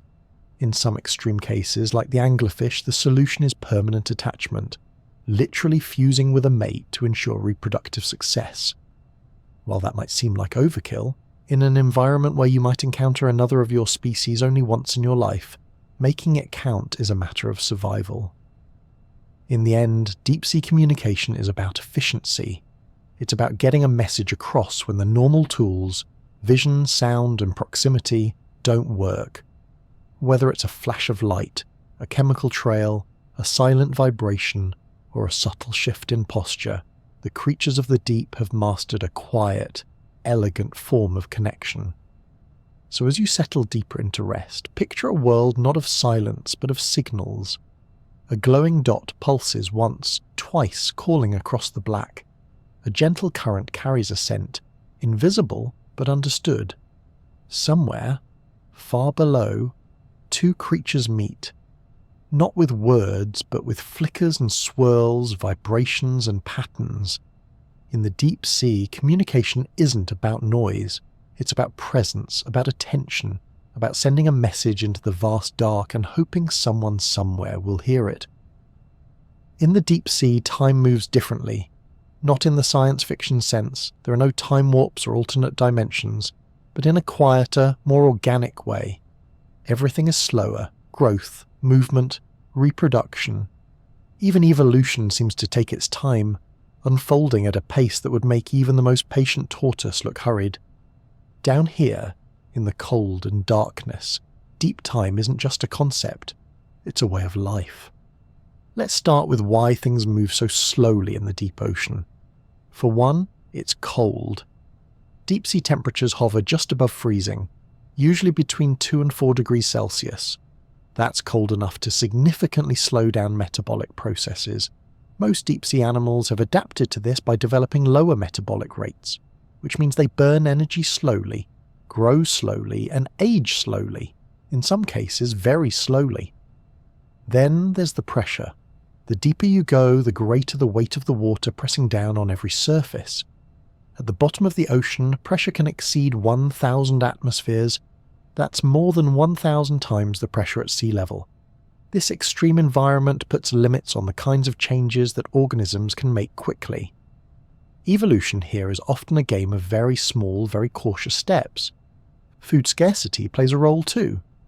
We've already seen how meals in the deep sea are infrequent, unpredictable and hard-won. When calories are in short supply, you don't waste them growing fast or chasing prey. You slow down, you get efficient, and often you get old. Take the Greenland shark, for example. This mysterious creature lives in the cold, deep waters of the North Atlantic and Arctic Oceans. It grows at a glacial pace, just a few centimeters per year, and can live for hundreds of years. Some scientists estimate that Greenland sharks can live for over 400 years, making them the longest-lived vertebrates known to science. Imagine that, swimming through icy waters, decade after decade, while entire human civilizations rise and fall above the waves. But it's not just sharks. Many deep-sea fish, corals, and even sponges exhibit extraordinary longevity. Some deep-sea corals have been dated to more than 4,000 years old. That means they began growing before the construction of the pyramids, before the invention of the wheel, before written language, and they're still alive, quietly filtering nutrients from the water and adding new layers to their ancient skeletons. Because everything is so stable in the deep sea, cold, dark, and relatively unchanging, it creates a kind of time capsule. Evolution still happens, of course, but it happens slowly, very slowly. This stability allows ancient lineages to persist almost unchanged for millions of years. These creatures are sometimes called living fossils, not because they haven't evolved, but because their basic forms have remained remarkably consistent over geological timescales. One well-known example is the coelacanth, a fish that was thought to have gone extinct with the dinosaurs until one turned up in a fishing net off the coast of South Africa in 1938. Coelacanths have existed for over 400 million years and still swim the deep rocky slopes of ocean islands. They look a bit like an overstuffed fish wearing ancient armour, complete with lobed fins that resemble primitive legs. Another deep-sea relic is the horseshoe crab, whose ancestors date back more than 450 million years. Though it usually lives in shallower waters, it shares many characteristics with deep-sea creatures: slow metabolism, sturdy exoskeleton, and a preference for low-light environments. Its blue blood, rich in copper-based hemocyanin, is so sensitive to bacterial toxins that it's used in modern medicine to test the safety of vaccines and surgical equipment. Not bad for a creature that predates trees. But perhaps the most striking examples of slow evolution are found in the small and the strange, the worms, mollusks, and arthropods of the deep. These animals may not be flashy, but they are quietly extraordinary. Some have retained body plans that haven't changed in hundreds of millions of years. Others have evolved only the most essential adaptations to survive the deep sea's pressures, temperatures, and nutrient shortages. It's not that these creatures are incapable of change, it's just that in their world, rapid change isn't usually necessary. There are no seasons, no dramatic shifts in temperature, no fires or droughts or hurricanes. The deep sea is a place of constancy, and in such an environment staying the same can be a winning strategy. Of course, that doesn't mean the deep sea is boring. Far from it. Within its slow evolutionary tempo, there is immense diversity and innovation. Deep-sea octopuses that brood their eggs for 4 years, fish that produce their own light with symbiotic bacteria, shrimp that use sound waves to stun prey. The deep sea may be slow, but it's not lazy. And sometimes the deep does surprise us with bursts of change. When hydrothermal vents were first discovered, scientists found entirely new ecosystems built on chemosynthesis rather than photosynthesis. In these dynamic environments, evolution can happen more quickly, driven by intense competition and dramatic shifts in chemical conditions. Microbes here can adapt in months or years rather than millennia. Still, even in these hotspots of energy, the overall pace of life is more measured than frantic. It's a kind of ancient patience that defines the deep sea, life waiting, growing, evolving, not in a rush to reach the finish line. Studying deep time in the ocean also helps scientists understand Earth's history. The layers of sediment that accumulate on the seafloor act like a natural archive, preserving microscopic fossils, chemical signatures, and environmental clues going back millions of years. By examining these layers, researchers can reconstruct past climates, mass extinctions, and even the movement of continents. This deep-sea archive has revealed moments of extraordinary change, catastrophic asteroid impacts, dramatic shifts in ocean currents, and massive releases of methane that warm the planet. But between these dramatic episodes are long periods of stillness, recorded in tiny layers of dust and diatoms, waiting quietly to be read.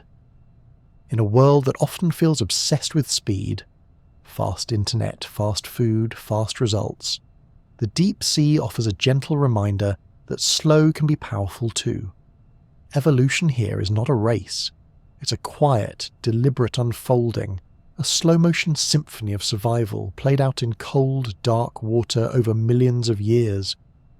So as you relax and drift into rest, think of the ancient creatures of the deep, of corals older than pyramids, of sharks that outlive empires, of quiet life unfolding over centuries in the shadowy stillness of the ocean floor.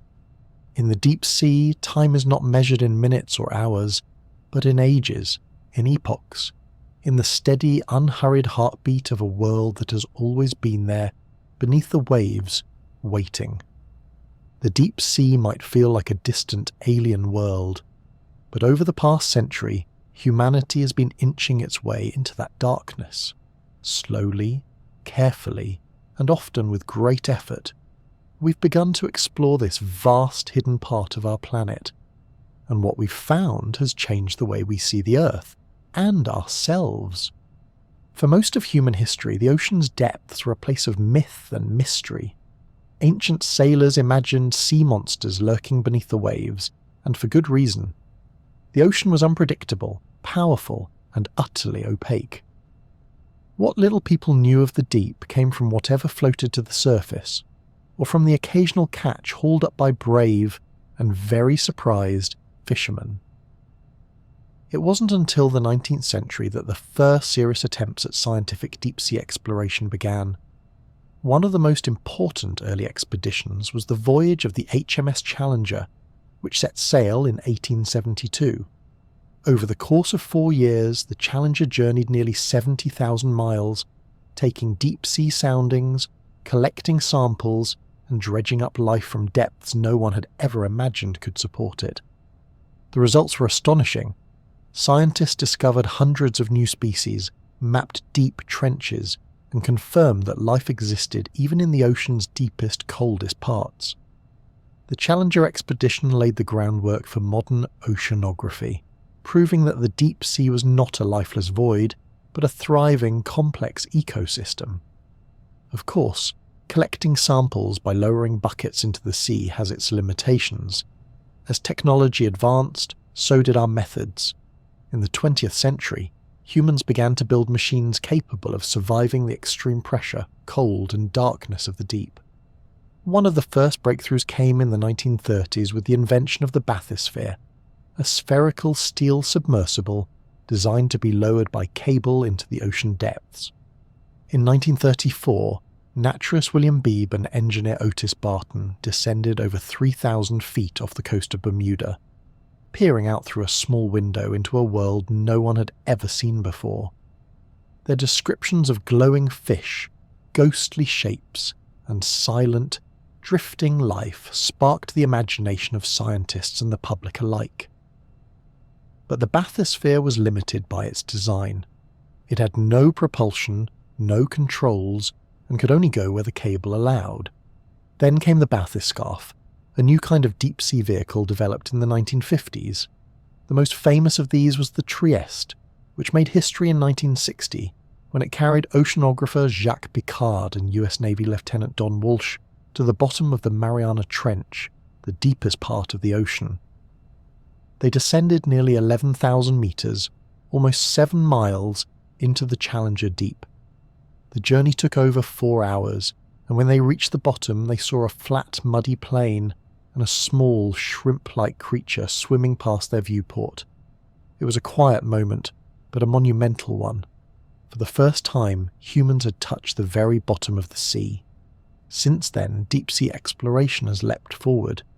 We now have a variety of submersibles and remotely operated vehicles, often called ROVs, that can descend into the deep and send back real-time video, collect samples, and explore areas far beyond the reach of divers. These machines are equipped with robotic arms, high-resolution cameras, and sensors that can measure temperature, pressure, chemical composition, and more. Some of the most advanced ROVs can operate at depths of over 6,000 meters. They've allowed us to explore hydrothermal vents, discover shipwrecks lost for centuries, and even witness previously unknown species in their natural habitats. Unlike manned submersibles, ROVs don't need to keep humans alive, which means they can dive deeper and stay down longer. They're the eyes and hands of ocean scientists, reaching into places no human has ever been. Autonomous underwater vehicles, AUVs, take things a step further. These robotic explorers are pre-programmed with missions and can operate independently, gathering data as they cruise silently through the depths. Some are shaped like torpedoes, others like gliders. Many are equipped with sonar systems that can map the seafloor in stunning detail, revealing underwater mountains, valleys, and canyons that rival anything found on land. One of the greatest triumphs of deep-sea technology has been the ability to bring back living organisms from the abyss. This is no small feat. The change in pressure from the deep to the surface can be catastrophic for many creatures. Some disintegrate, others burst. Their delicate structures collapse like balloons in a vacuum. To solve this, scientists developed pressurized collection containers, essentially portable deep-sea aquariums. These allow researchers to transport deep-sea animals to the surface while maintaining the pressure of their native habitat. Studying these creatures in labs has led to incredible discoveries, from pressure-resistant enzymes to glowing proteins used in medical imaging. And yet, for all our progress, the deep sea remains largely unexplored. It's estimated that more than 80% of our ocean is still unmapped, unobserved and unvisited. The reasons are simple. It's hard to get there, it's expensive to stay there, and the technology required is still developing. But each new expedition brings new surprises. In recent decades, we've discovered entire ecosystems based on chemosynthesis, new species of giant squid, and deep-sea coral reefs thriving in complete darkness. We've even used submersibles to study the impact of human activity on the ocean floor, plastic waste, ghost fishing gear, and evidence of mining and pollution. Deep-sea exploration has also helped us locate and study shipwrecks, including the Titanic, lost aircraft, and ancient trade routes. These archaeological missions reveal not just biology and geology, but the human history etched into the sea floor. And then there's the promise of the future. As technology improves, new missions are being planned to explore the ocean's hidden corners, from the polar depths to underwater volcanoes. Some projects aim to create high-resolution maps of the entire seafloor. Others hope to catalogue every species living in the abyss. There are even ideas for deep-sea observatories, long-term installations that could monitor underwater activity in real time. These stations would track seismic events, changes in ocean chemistry, and the slow dance of deep-sea life. It's like putting a telescope on the ocean floor and watching the stars of the underworld. Of course, all this exploration raises questions about responsibility. As we reach deeper into the ocean, we must also consider how to protect it. The deep sea is fragile. Its ecosystems develop slowly and recover even more slowly. A coral that took 1,000 years to grow can be destroyed in moments by careless activity. That's why many scientists and environmental groups are calling for stronger protections and international agreements to regulate deep-sea mining, fishing, and waste disposal. The goal is simple: explore, but with care. Discover, but with respect. Because the deep sea, while strange and remote, is not separate from us. It is part of our planet. It influences our climate, our weather, our food chains. It stores carbon, circulates nutrients, and holds secrets we're only just beginning to understand. So, as you rest, let your mind drift down into the quiet, glowing corridors of the deep. Picture a submersible gently descending, its lights cutting through the black. Imagine robotic arms reaching toward a coral no human has ever seen. Picture the blinking eyes of a squid peering back through the darkness, just as curious about us as we are about it. In the end, deep-sea exploration is not just about science. It's about wonder, about peering into the unknown and finding life. Resilient, strange, beautiful life, thriving in the dark. The deep sea may seem like a distant realm, far removed from the noise and bustle of the surface world. But this silent, shadowy expanse is not immune to our presence. In fact, it's already feeling the effects of human activity in ways that are quiet, subtle, and often devastating. As we reach further into the abyss, the question arises: how do we protect a place most of us will never see? Let's begin with something simple: a plastic bag. A single bag, blown by the wind or carried by a stream, finds its way into the ocean. From there, it begins a slow descent, falling past fish and jellyfish, past coral and shrimp, until it settles, hundreds or even thousands of meters down on the seafloor. It may take decades to break down, and even then, it never truly disappears. It just becomes smaller, breaking into microplastics that persist in the ecosystem indefinitely. Plastic pollution is everywhere in the ocean, and the deep sea is no exception. Scientists have found plastic bags in the Mariana Trench. Microplastics have been detected in deep-sea sediments, in the guts of amphipods, and even inside some of the most remote fish ever caught. These tiny fragments of plastic can be ingested, accumulated, and passed along the food chain, affecting the health of animals we barely understand. But plastics are just one piece of a larger problem. The deep sea is also a graveyard for lost fishing gear, nets, lines, traps that continue to catch and kill animals long after they've been abandoned. This phenomenon, known as ghost fishing, creates silent, invisible death traps. Creatures become entangled or ensnared, unable to escape. Entire populations of deep-sea fish, crabs and octopuses can be affected by a single discarded net. Deep-sea fishing itself is a major issue. Some fisheries target species that live at great depths, such as orange ruffy, grenadiers, and certain types of deep-sea sharks. These animals often live for decades or even centuries and reproduce very slowly. That means they can't easily recover from overfishing.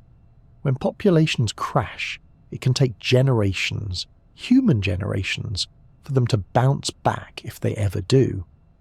And the methods used to catch them can be especially destructive. Deep-sea trawling involves dragging heavy nets along the seafloor, scooping up everything in their path. Coral forests that took thousands of years to grow can be flattened in minutes. Delicate habitats are reduced to rubble. It's a bit like bulldozing a redwood forest to catch a few squirrels, efficient but deeply harmful. Beyond fishing, there's another more recent threat rising on the horizon: deep-sea mining. The deep sea is rich in mineral resources. On the ocean floor, particularly around hydrothermal vents and abyssal plains, lie fields of polymetallic nodules, small potato-sized rocks filled with valuable metals like cobalt, nickel and manganese. These metals are essential for making batteries, electronics and renewable energy technologies. As demand grows, companies are turning their gaze downward, to the deep. Mining the seafloor sounds futuristic, but test projects are already underway. Giant machines are being developed to plough the seafloor, collecting nodules and churning up sediment. The problem is, we don't fully understand what damage this might cause. The sediments may contain ancient carbon stores. The plumes created by mining could smother delicate ecosystems. Noise, vibration, and light from the machinery may disturb or harm animals adapted to a world of near silence and complete darkness. And perhaps most concerning of all, we don't yet know what we stand to lose. Many deep-sea ecosystems are still unexplored. Species remain unnamed, behaviours unobserved, relationships unstudied. It would be a tragedy to destroy something before we've had the chance to even discover it. Climate change is also reaching into the deep. As global temperatures rise, ocean currents shift, and deep water oxygen levels begin to drop. This leads to expanding oxygen minimum zones, regions where life struggles to survive due to lack of breathable water. The deep sea is slow to change, but once altered, it can take centuries to recover. Some areas may never return to their original state. Carbon dioxide from the atmosphere is also absorbed by the ocean, causing ocean acidification. This affects the chemistry of seawater, making it harder for animals to build shells and skeletons. Deep-sea corals, which grow slowly and form the backbone of many seafloor communities, are especially vulnerable. A reef that took 10,000 years to grow could be undone by just a few decades of changing chemistry. Even noise pollution is finding its way down. As humans build more ships, drill more wells, and develop more underwater infrastructure, the deep sea is no longer a realm of perfect silence. Sound travels farther and faster in water than in air, and the engines, propellers, and industrial activities of the surface world can be heard even in the darkest trenches. For creatures that rely on sound to navigate, communicate, or hunt, this can be a serious disruption. But amid all this, there is hope. In recent years, awareness of deep-sea conservation has grown. Scientists, governments, and organizations are working together to create marine protected areas, zones where fishing, mining, and industrial activity are restricted or banned. Some countries have taken steps to protect their deep-sea habitats, and international bodies like the International Seabed Authority are developing regulations to govern mining in international waters. There's also been a surge in public interest. Documentaries, books, and underwater photography have brought the deep sea to light, literally and figuratively, helping people around the world appreciate its beauty and value. Citizen science projects and educational programs are giving people the tools to get involved, even if they live far from the ocean. Technology, too, is helping. New tools are allowing us to study the deep sea without disturbing it. High-resolution cameras, sonar mapping, and gentle sampling techniques are providing more data than ever before. We're beginning to understand how deep-sea ecosystems function, how they connect to the rest of the planet, and what we must do to protect them. But there is still a long way to go. The deep sea doesn't ask much. It doesn't demand attention. It doesn't cry out. But it is essential. It regulates the climate, cycles nutrients, stores carbon, and provides a home for countless species. Its silence is not an invitation for exploitation. It's a reminder of how much we still don't know. So as you lie here, breathing deeply and sinking into rest, think of that world beneath the waves, not just as a mystery, but as a responsibility, a place worth knowing, a place worth protecting. Every piece of plastic avoided, every voice raised for conservation, every decision made with the future in mind, it all matters. The deep sea cannot speak for itself, but perhaps as we begin to understand it better, we can speak on its behalf. Because beneath the surface of our world is another world, ancient and fragile and still holding its breath. Let's make sure it always has room to breathe. And so we come to the end of our long, slow drift through the deep, a journey through crushing pressure, eternal night, glowing creatures, silent signals, and strange oases where life blooms in the dark. We've met fish with glassy heads and worms that eat bones, seen underwater volcanoes and fields of living chimneys, and learned that even in the coldest, loneliest corners of the earth, life not only survives, it thrives. The deep sea is not empty, it's not lifeless, it's not silent. It's a vast, breathing ecosystem filled with resilience, mystery, and wonder.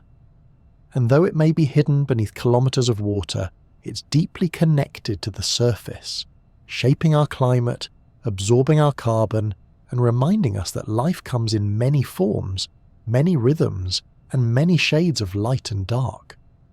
So as you begin to stir from this underwater dream, or perhaps slip more deeply into sleep, I'll leave you with the same gentle questions I asked at the beginning. Where in the world are you listening from, and what time is it there? Are you curled up in bed as the moon rises above your city, or tucked in as dawn begins to glow on the horizon? Is this a midnight escape, or a quiet afternoon pause? If this deep-sea dive has helped you feel a little more relaxed, a little more curious, or a little more connected to this remarkable planet, I'd be so grateful if you left a like, subscribed to the channel, or shared your thoughts in the comments below. I love hearing where you're tuning in from, your local time, your sleepy thoughts, or your favourite deep-sea creature from tonight's voyage. Thank you for joining me on this peaceful descent into the unknown. Until next time, stay curious, stay kind, and may your dreams be filled with gentle waves and glowing fish.